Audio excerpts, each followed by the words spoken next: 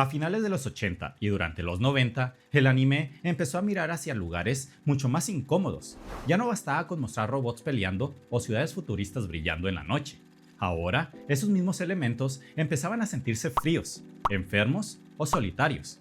Por ejemplo, en Akira, la ciudad futurista no es una utopía, es una bomba social esperando explotar. En Neon Genesis Evangelion, el robot gigante no es una fantasía de poder, es una prisión emocional. En Ghost in the Shell, el cuerpo perfecto no resuelve la identidad, la vuelve más confusa. En Perfect Blue, la fama no libera a Mima, la destruye poco a poco. Y en Serial Experiments Line, Internet no aparece como una simple herramienta de conexión, sino como un lugar donde el yo puede deshacerse. Entonces aparece la pregunta central: ¿por qué el anime se volvió tan oscuro en los 90? No fue solo una moda estética, tampoco fue únicamente porque los creadores quisieran hacer historias más adultas. Japón estaba cambiando. Después de décadas de crecimiento económico y confianza tecnológica, la burbuja financiera estalló a inicios de los 90. El país entró en una etapa de estancamiento, incertidumbre y desencanto. Y luego llegó 1995, el terremoto de Kobe y el ataque con gas sarín en el metro de Tokio. Dos golpes que rompieron la imagen de un Japón completamente seguro, ordenado y preparado para el futuro. El anime absorbió esa sensación. Por eso, muchas obras de esa época ya no imaginan el futuro como una promesa, sino como una duda incómoda.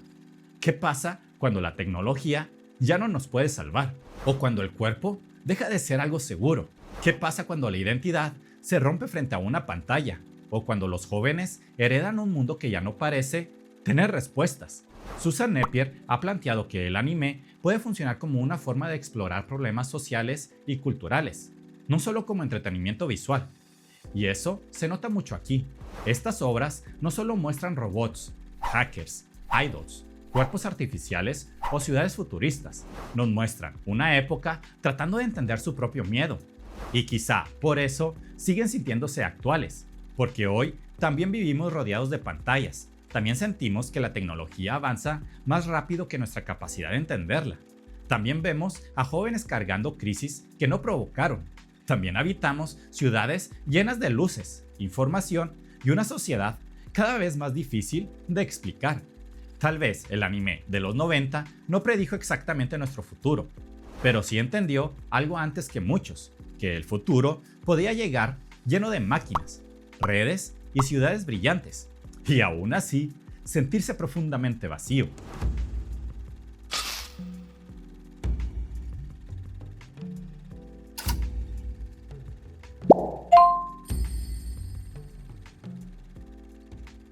Antes de que el anime empezara a mirar el futuro con miedo, hubo una etapa donde la tecnología todavía parecía tener sentido. Después de la guerra, Japón reconstruyó su imagen alrededor de la industria, la modernización y el crecimiento económico. La tecnología no era solo un conjunto de máquinas, era una promesa cultural, la idea de que el país podía levantarse, avanzar y volver a imaginarse a sí mismo. El anime absorbió esa energía. Por eso, muchas obras anteriores a los 90 están llenas de robots, laboratorios, ciudades futuristas, bases militares, naves espaciales y máquinas gigantescas, pero no siempre aparecen como símbolos de terror. Muchas veces representan un sueño, una posibilidad.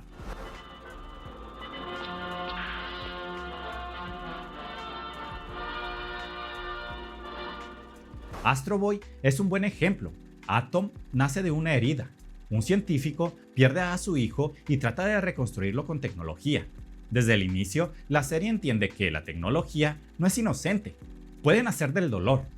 Pero aún así, Atom no es un monstruo, es un niño robot con emociones, sentido de justicia y una humanidad reconocible.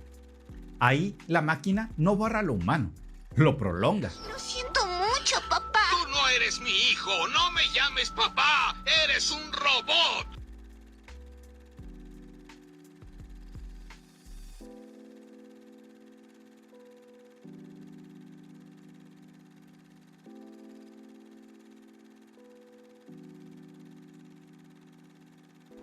Luego llega el mecha. Con el mecha aparece una de las imágenes más fuertes del anime. Un cuerpo humano extendido por una máquina gigante. El robot ya no es solo un personaje, es armadura, vehículo, arma y destino. En muchas historias, subirse a una máquina significaba entrar en contacto con algo más grande que uno mismo. Un adolescente podía proteger una ciudad, participar en una guerra o cambiar el rumbo del mundo. Claro, no todo era simple. Por ejemplo, Mobile Suit Gundam ya había mostrado que el robot también podía ser una máquina de guerra.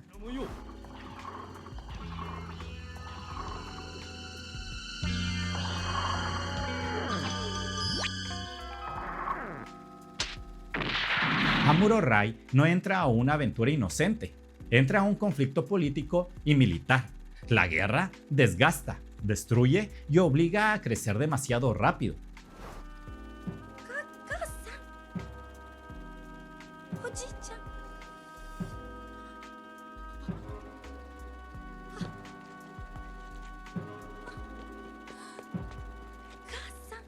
Pero incluso ahí todavía hay una estructura reconocible.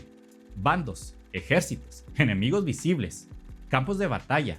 El horror sigue estando afuera.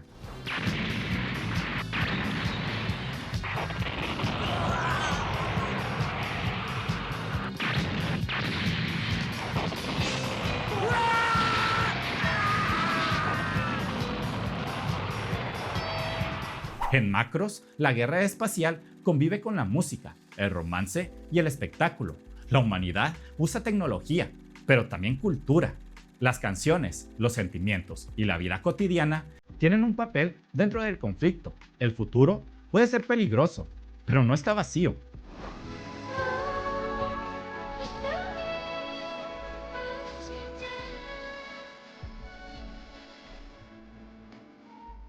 Esa es la diferencia. Antes de los 90, el anime ya hablaba de dolor, violencia y destrucción, pero muchas veces lo hacía dentro de un imaginario donde el progreso todavía conservaba algo de esperanza. El robot podía ser una extensión del héroe, la nave podía ser una casa, la ciudad futurista podía ser una aventura. Pero poco a poco, esa confianza empezó a romperse. Si el robot era una extensión del cuerpo, también podía revelar sus heridas. Si la ciudad futurista era símbolo de progreso, también podía convertirse en un laberinto. Y si la tecnología prometía salvarnos, también podía recordarnos lo frágiles que éramos. Ahí empezó el giro. El futuro deja de abrirse hacia el espacio y empieza a cerrarse hacia adentro, hacia la mente, el cuerpo, la identidad y la soledad. ¡Tatsuo! ¡Aguarda! ¿A dónde irás? ¡Déjenme solo! Durante años, Japón fue visto como uno de los grandes símbolos del futuro. Tecnología avanzada, trenes veloces, empresas enormes, electrónica de punta y una economía que parecía crecer sin detenerse. Pero a inicios de los 90, esa imagen empezó a romperse. La burbuja económica estalló, el crecimiento se frenó y el país entró en una etapa larga de incertidumbre. La llamada década perdida no fue solo un problema financiero, también fue una crisis emocional. Cuando una sociedad que se imaginaba a sí misma como símbolo de desarrollo empieza a estancarse, el futuro deja de sentirse garantizado. Y eso se nota en el anime.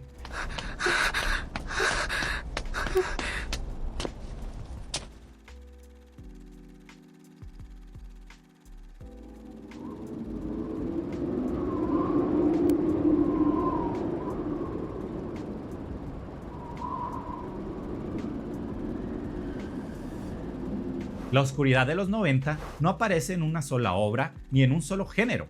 Se filtra por todas partes. En Cowboy Bebop, el espacio ya no se siente como una frontera heroica. Se siente cansado, lleno de deudas, trabajos mal pagados, crimen y personajes que no pueden escapar de su pasado. Spike, Jet y Faye se mueven por el sistema solar, pero emocionalmente están atrapados. ¿Por qué te vas? ¿A dónde vas? ¿Por qué no podemos ir contigo? Somos un equipo que no se debe separar. ¡Nos necesitamos! ¡No te vayas! En Revolutionary Girl Utena, la oscuridad aparece disfrazada de cuentos de hadas. Hay rosas, duelos, castillos y príncipes, pero debajo de esa estética hay una crítica fuerte a los roles que aprisiona a las personas. pasa allí? ¿Es una disputa de amor? Si lo es, no deberían hacerlo en lugares públicos. Vaya, vaya. Eso llegó muy lejos. En La princesa Mononoke, la crisis toma forma ecológica y política. La película no divide todo entre buenos y malos. La naturaleza puede ser sagrada, pero también violenta. Los humanos pueden destruir, pero también intentan sobrevivir. Lady Eboshi puede ser una villana, pero también ayuda a marginados. Ashitaka no llega para derrotar el mal, sino para mirar una contradicción sin solución fácil. ¡Déjalo!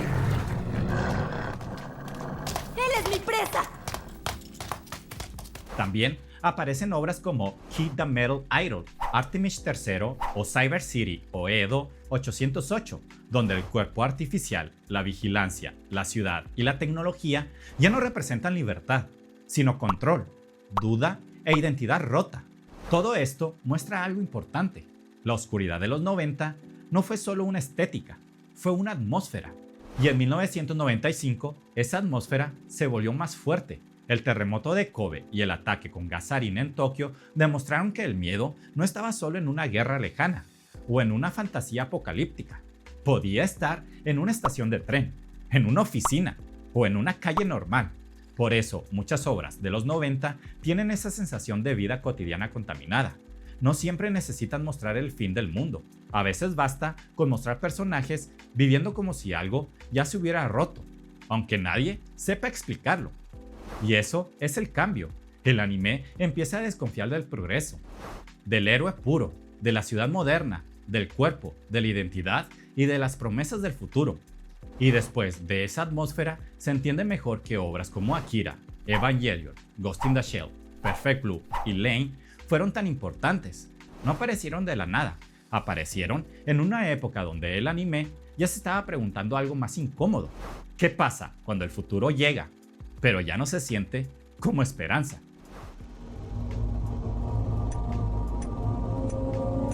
No hay Dios.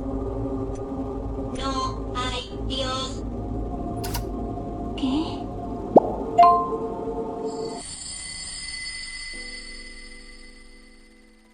La oscuridad del anime de los 90 no desapareció, solo cambió de forma. Ya no siempre aparece con ciudades cyberpunk, cables, pantallas viejas, robots biomecánicos o crisis de identidad frente a una computadora.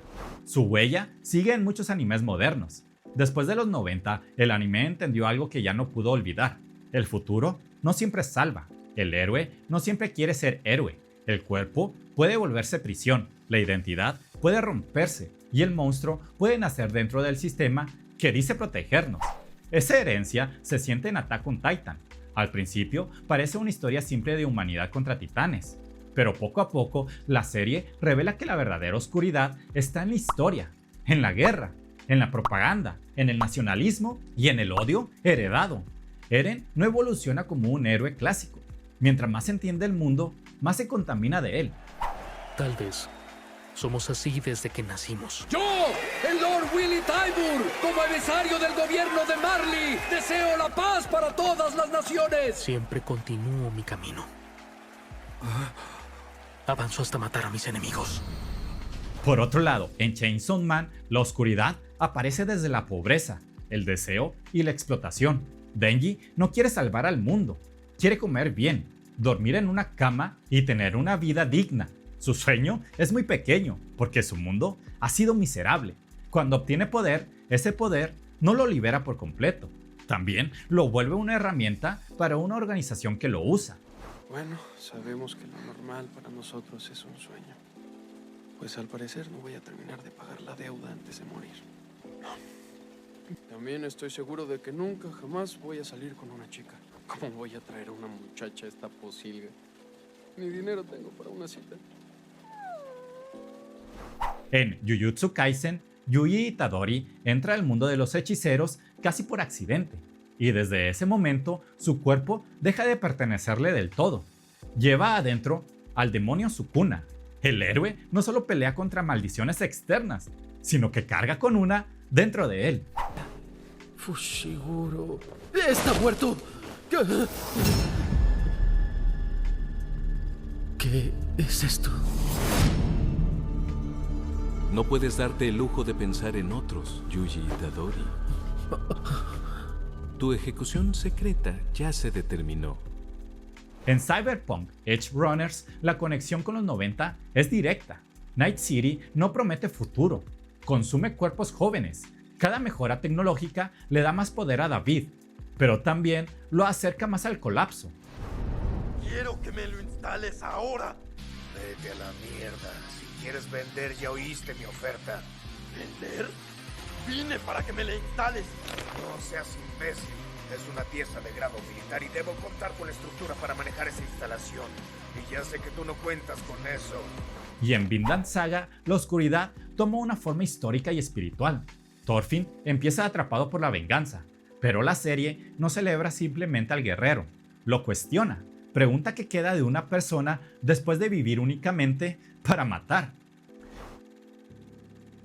Da igual, ¿sabes? El tiempo está de tu lado. Seguirás creciendo y yo envejeceré. Tarde o temprano me ganarás. Y eso es obvio. Hasta los más fuertes mueren. Y ahí está la gran herencia de los 90. La oscuridad ya no es solo estética. No basta con sangre, muerte o personajes serios. Lo que vuelve fuertes a estas obras es que usan esa oscuridad para hablar de sistemas de guerra, pobreza, explotación, odio, consumo, trauma y violencia heredada. Por eso, muchos protagonistas modernos ya no se parecen al héroe clásico. Eren no es simplemente el elegido. Denji no es un salvador puro. Yuji no puede separar su heroísmo de la maldición que lleva dentro. David no distingue del todo entre mejorar y destruirse. Thorfinn tiene que aprender que vivir no puede reducirse a vengarse. Todos cargan algo que viene de esa oscuridad noventera. La idea de que crecer no siempre significa volverse más fuerte. A veces crecer significa descubrir que el mundo está más roto de lo que pensabas y aún así decidir qué hacer con eso. Los 90 abrieron la puerta a un anime donde los héroes podían dudar, romperse, fragmentarse o convertirse en parte del problema. El anime moderno tomó esa puerta y la llevó a otros temas: guerras globales, capitalismo extremo, precariedad juvenil, redes sociales, burnout, soledad, ansiedad y pérdida de futuro. Por eso conecta tanto con el público actual.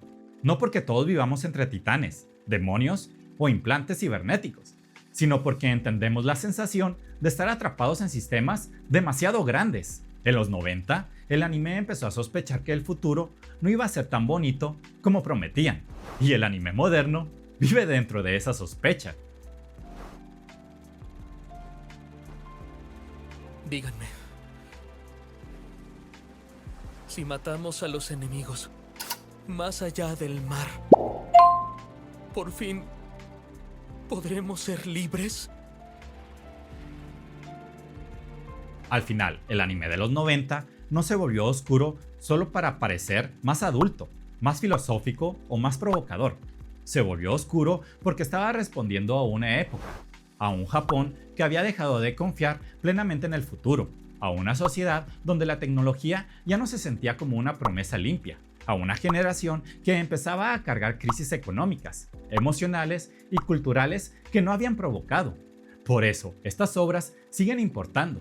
Akira, Evangelion, Ghost in the Shell, Perfect Blue y Serial Experiments Line no solo imaginaron futuros extraños, también capturaron miedos muy reales. El miedo a no tener un lugar, a perder el cuerpo, la identidad, a ser usado por un sistema, a vivir conectado y aún así sentirse solo.